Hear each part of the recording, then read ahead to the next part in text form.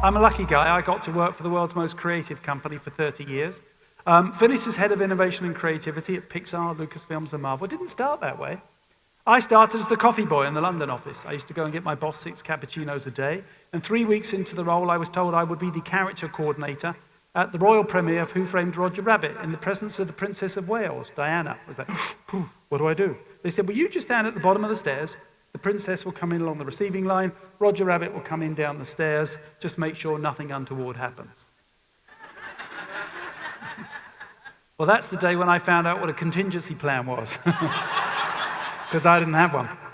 A contingency plan would tell you if you're going to bring a very tall rabbit with very long feet down a giant staircase towards the Princess of Wales, one might want to measure the width of the steps first.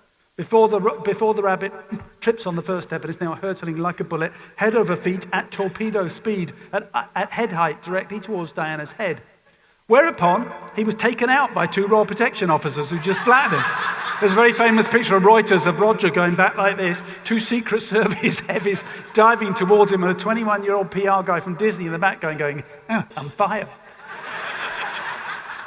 So I got a call from somebody called a CMO. I didn't even know what that was. I thought, oh, they're going to tell me I'm fired.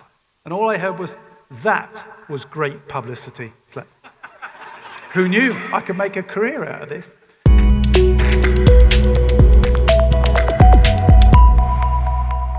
What if there was a tool that metaphorically allowed you to break the rules to come up with new ideas? It was created by Walt Disney for the film Fantasia in 1940. Step 1, list the rules of the challenge you're working on. He was frustrated that he couldn't pump heat and mist into the theatre, so he just wrote down the rules of going to a movie theatre. I must sit down, I must be quiet, I must pay to get in, I must go at a set time, it is dark, and Walt, I can't control the environment. And that frustrated him. Step 1, list the rules of your challenge. Step 2, pick one and ask the most audacious what-if question. He said, what if I could control the environment? He couldn't. He didn't own the theatres. Besides, it wasn't provocative enough. The more audacious your what-if statement, the further out of your river of thinking you'll get. So he said, what if I take my movies out of the theatre? Well, don't be stupid, Walt. They'll fall over. They're 2-dimensional. What if I made them 3-dimensional? Well, how are you going to do that, Walt? Well, what if I had people dressed in costume walk around as characters? Yeah, but Walt, you can't have Cinderella standing next to Davy Crockett. People wouldn't be immersed in her story. What if I put them in a different land? Oh, wait a minute. What if I called it Disneyland? We're done here.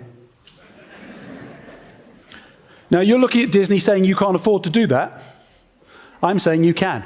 There was a very small company in the days before automation in Great Britain. They used to make glasses that we drink out of. They found there was too much breakage and not enough production. So they went down to the shop floor, observed the challenge and wrote down the rules. 26 employees, conveyor belt, 12 glasses to a box, 6 on the top, 6 on the bottom. Separated by corrugated cardboard, wrapped in newspaper, employees reading newspaper. So somebody asked the relatively provocative what-if question, what if we poke their eyes out? Well, that's against the law and it's not very nice. But because they had the courage to ask the most provocative question of all, the person sitting next to him immediately got out of their river thinking, he said, well, wait a minute, why don't we just hire blind people? So they did. Production up 26%, breakage down 42%, and the British government gave them a 50% salary subsidy for hiring people with disabilities. You need to ask this question when you're at the top of your game.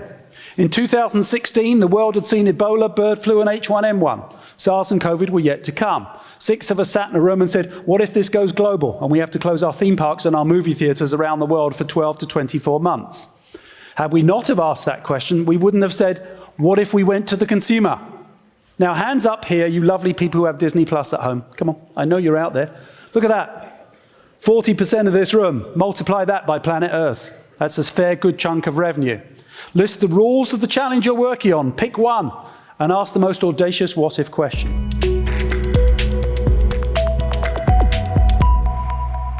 Who or what is a naive expert, and why should you invite one into every session you're working on? A naive expert is somebody who doesn't work in your department, doesn't know about what you're working on, has no idea what you're working on. So how can they help you, this person? They don't work in your industry, they don't work in your line of business. They are not there to solve the challenge for you. That would be a very unrealistic expectation. They are there to ask the silly question that you're too embarrassed to ask in front of your colleagues, because you're supposed to know the answer. They are there to throw out the audacious idea, ungoverned by your constraints, your river of thinking. They're not there to solve the challenge. They're there to say or do something to stop you thinking like this and give you permission to think like that.